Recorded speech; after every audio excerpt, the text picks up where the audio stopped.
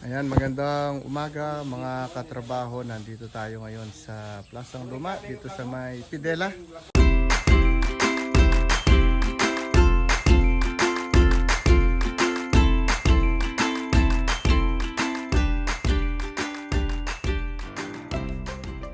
Adya tayo dito sa kanilang pinapagawang bahay mga katrabaho. Ito, napakatagal na rin to, no? Bago natin siya na ituloy dahil gawa nung naging kapos tayo sa budget o naging kapos sa budget yung may-ari po rito mga katrabaho. Ngayon yung budget lang natin siguro sapat lang dun sa pinakababa. Ewan ko kung kaya pang tapusin yung pinakababa dahil malaki-laki na rin yung nagastos natin, no? Una-una magkano rin yung labor. Yung mga labor natin ngayon napakamahal na, no? Ano lang yun, joke lang yun ha. Pero masipag tong bata na to. Ako yung pambato niyang tito ko. Pag inutusan mo naman namiminto naman kagad mga katrabaho. Ayan. Nawawalan panganay ni Papa John. Bah, nawawa. Ayan, napakalaki rin ng bahay na yan mga katrabaho. Hindi siya natapos. Almost 4 years na rin siya nahinto, ano, mga katrabaho. Kaya nagpa na naman tayo uli rito. Ito, abali nagre-rewiring tayo ulit sa mga wire dahil nga yun, nangyari itong pinaka-main natin dito ay nanakaw siya mga katrabaho. Yung number 8 natin, itong kuryente na to mga katrabaho na ano siya, ninakaw ng mga kawatan nung tagal-tagal na rin siya yun mga katrabaho dahil gawa nung hindi siya nakadugtong. Ewan ko bakit hindi pa nila binunot nung dati, no? Sayang din, para sana mas makarami silang naibenta. Yung nawala nating wire dito, number 8 siya. Halos ganito siya kalaki mga katrabaho. Ito hinahawakan natin to, or lilit man siya ng konti. Ang halaga nun mula dun, yan, ang haba po niya doon sa pinakadulo ng bahay. Halos sumabot siya nung binili ko siya, nasa mga 7,000 mga katrabaho. Tapos ayun, mukat-mukat natin nawalang bigla yun, nawala yung ating kuryente, ninakaw siya. Ayan, uli, lalagyan natin na naman siya ng ng wire na number 6, no? Yung ating ginagawa ngayon mga katrabaho para ma-supplyan na yung mga ilaw dito sa baba, no? Saka yung mga iba, ninakaw din na yung mga outlet, saksa, yung mga switch, no? Ayan. Napakalaki rin ng bahay nito dahil medyo marami ding nasira dito, no? Dahil sa katagalan, dahil hindi nga po tayo nagpatrabaho dito ng ilang taon din. Ngayon tutuloy na naman natin, sana ay makapagbigay pa rin sila ng kaunting budget para magtuloy-tuloy na tayo dito sa baba mga katrabaho, no? Ayan. Ito, hanggang ngayon di ko pa rin nahanap yung mga tiles na nawala rito. Ayan, nananawagan po ako sa mga kanukulan.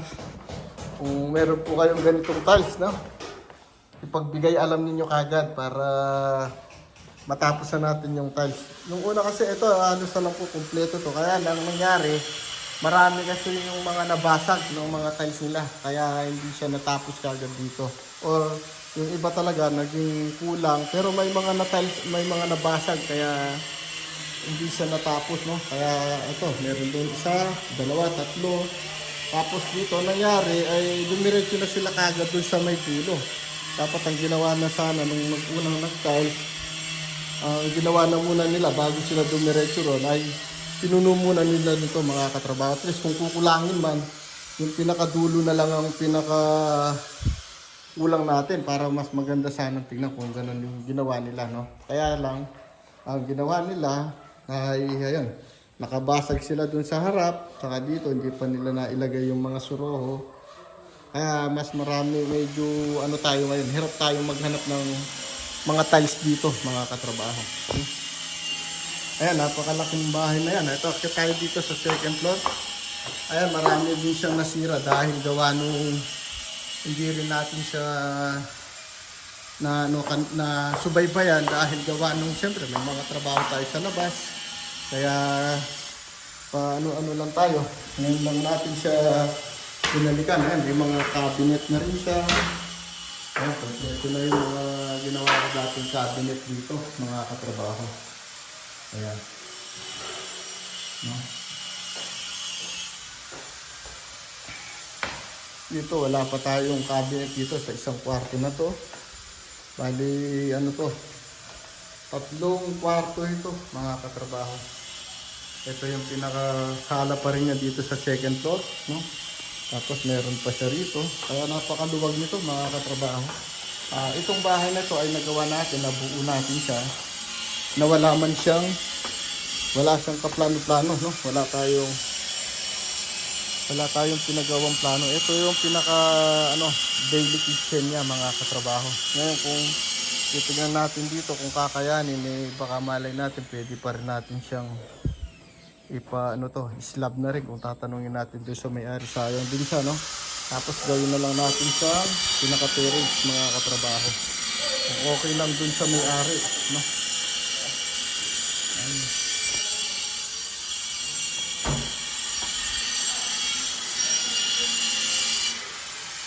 Papunan na tayo. Okay, punta tayo dito. Ito yung isang CR pa rin tayo dito. Ayan o. Ayan, bali, ito naka-waterproofing na rin to. Ito, maayos na rin yata yung mga wire nito.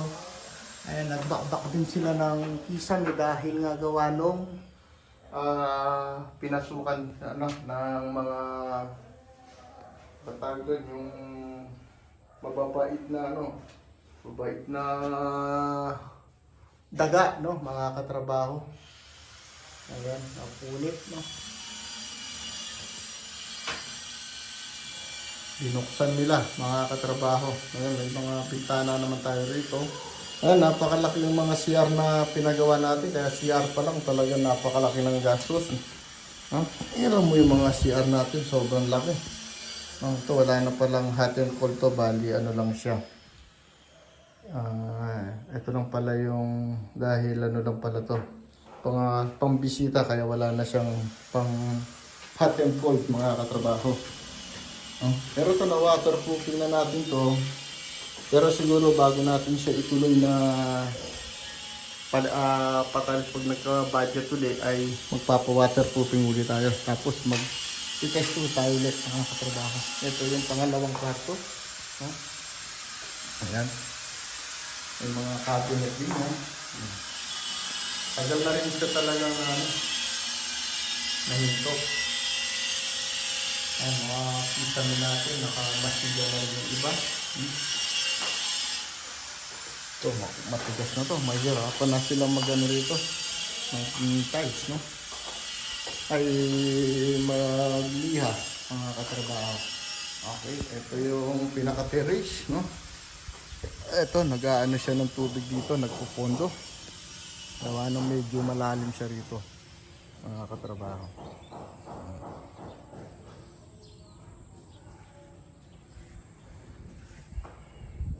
Okay, punta tayo dito sa isang kwarto. Ano, napakaluwag nung kanyang pinaka rito sala. Ito naman yung kwarto. Ito, napakalaki ng kwarto na yan, no? Ayan dahil sabi ko nga po sa inyo, wala talaga tayong rito, naging ginamit na or hindi tayo gumamit ng plano, no? Ayan. Tapos dito yung ating isang CR pa rin. Ayan, napakaluwag pa rin ng CR na ito, mga katrabaho. Pati yung kanyang naka-ready na rin. Ayan, yung kisame okay na rin dito. Kaya yung electrical natin. Kaya medyo napalaki yung gastos natin dito sa natin ng wire. Dahil nga, ayun, ninakaw yung mga lahat ng gamit dito sa baba. Yung mga switch, outlet, ayun, inubos ng mga kawatan, no? Kaya medyo po tayo dito, napakalaking gastos, no? Walang outlet to, no? Dito meron pala dito sa labas, mga katrabaho. Okay. Okay, tara, baba tayo para masilip na natin yung pasian.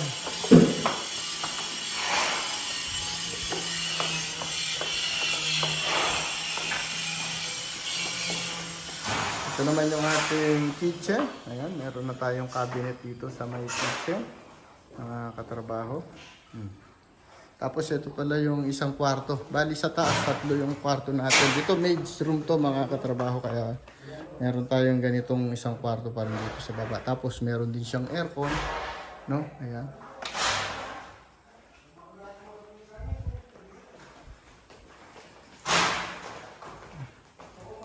Ito, mga pwedeng taguan ng mga ibang hindi na ginagamit. Pwede dyan sa ilalim ng hagdanan. At meron din siyang ilaw dyan sa baba, mga katrabaho. Tapos dito yung pinaka ano naman natin sa yung ating panel. Nandito siya sa may parang ano, kwarto. Or parang bodega, mga katrabaho. Yan, ito na yung panel natin. Ito na ako yung ating kuryente, yung napaka ano nila, talagang inubos yung wire natin dito, kaya yan, obligado tayo magpa-wiring, no? Tapos ito yung ating ginagawang CR. Ayan, napakalaki yung mga CR natin, kaya talagang gastos tayo sa mga tiles. Sa tiles pa lang, aabot na tayo ng halos 100,000 na. Tandaan. Pati labor natin, mga katrabaho. Lalagay tayo ng pinakasukalo para sa may shower room natin, mga katrabaho. Meron pa itong ano, closure. Ilalagay natin dito. Itong tiles na to eh matagal na ko yan, halos sa magli-5 taon na yung tiles na yun bago natin na ikabit dito. May CR. Okay. Hanggang dyan. Tayo ay pupunta muna dun sa kabila kay ano, kay Boss Dennis. Puntahan natin yung ginagawa. Ay, nagle-layout si ano, si George Stregan. Ito yung likod ng bahay, mga katrabaho. Kahit pa paano, napakalaki rin ng napakalaki rin ng bahay na ito. Ano, George? Yan na. Abot na yung ano doon, yung Abot na. kabot na yung Yung kanyang pati doon. love box. Patungan mo na lang. Ayan, ano natin? Tingnan natin. Ayan, meron nagpalagay tayo ng plant box dito sa may harap, mga katrabaho. Tapos naka-nosing siya ng tiles, no? Pag-gilid, no? Ayan. Tapos nagpalagay pa rin tayo ng isang pinaka-step na dito. Tinatawag nito ay sinirita para medyo maganda sa tingin. At talagang sila nagpatiles pa rin dito.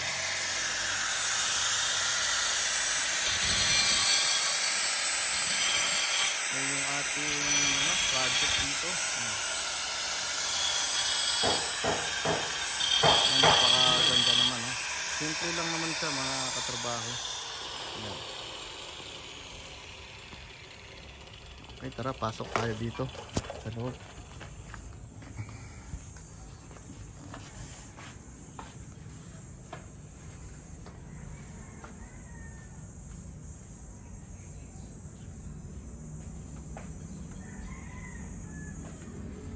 Ito yung mga cabinet natin.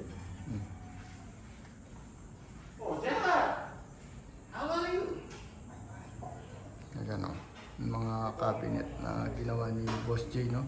Tapos yung ating kisame, ayan, naka na rin, nakamasila na yung iba, no?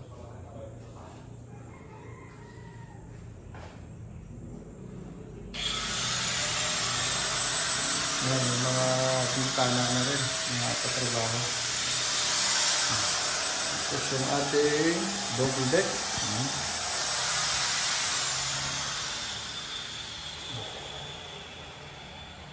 Tapos yung ating, ayan na yung ating double deck, mga katrabaho. Okay.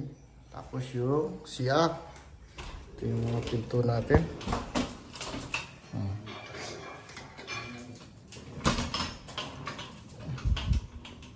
Yan na.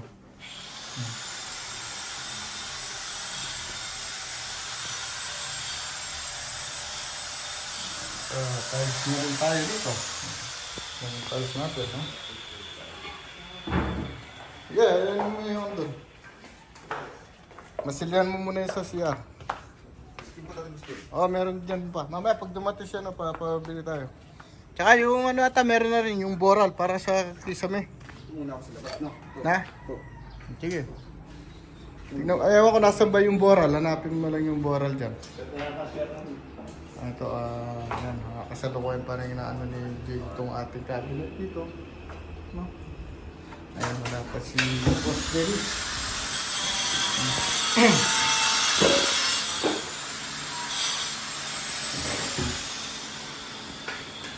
Okay. Ayan, napakaganda.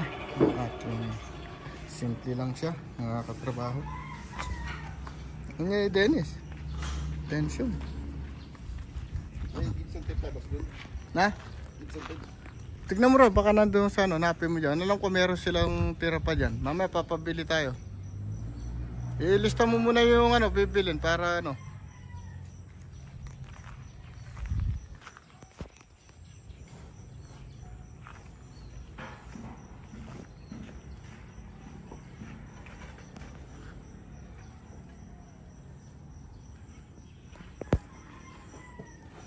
Ayan yung ating swimming pool. Ayan, may tubig pa rin. At tingnan dilo na po. Kaya na. Ayan, may mga naligo daw kahapon dito, mga katrabaho. Tuloy-tuloy pa rin yung ano dito. Ayan, may tubig. Kaya pag gusto nila mag-swimming, pwede tayo mag-swimming rito, mga katrabaho. Ayan, malinis pa rin naman yung tubig niya. No? Ito yung swimming pool na nagawa natin, no? Dahil alos na yan, napaganda rin naman natin yung swimming pool dati. Talagang hindi mo siya hindi natin talagang sukat na mapapaganda pa rin siya kahit papano, no? Hindi naman siya kagandahan pero at least kahit papano nakabawi na rin naman sila sa gastos ibig sabihin na kahit papano naayos natin siya, no? Kasi nung una natin nagpunta tayo rito talaga medyo ano sila wala sa ayos yung mga ibang ginawa nila. Ayan, kahit papano napaayos naman natin siya, mga katrabaho. Kumbaga marami tayong na-suggest sa kanila sa mga nagpapagawa rito. Una, syempre tayo naman, alam naman natin na lagi tayong may mga suggestion lagi sa mga ginagawa natin, mga katrabaho. Or lalo na sa may-ari ng swimming pool, no? Ganun ako pag gumagawa po tayo, mga katrabaho. Kung kaya naman ng kanilang bulsa, ay bakit hindi natin i-suggest yung kung ano yung ikagaganda ng swimming pool.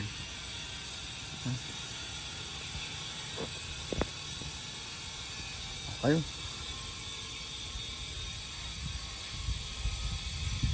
Ito tayo, ito sa kabila.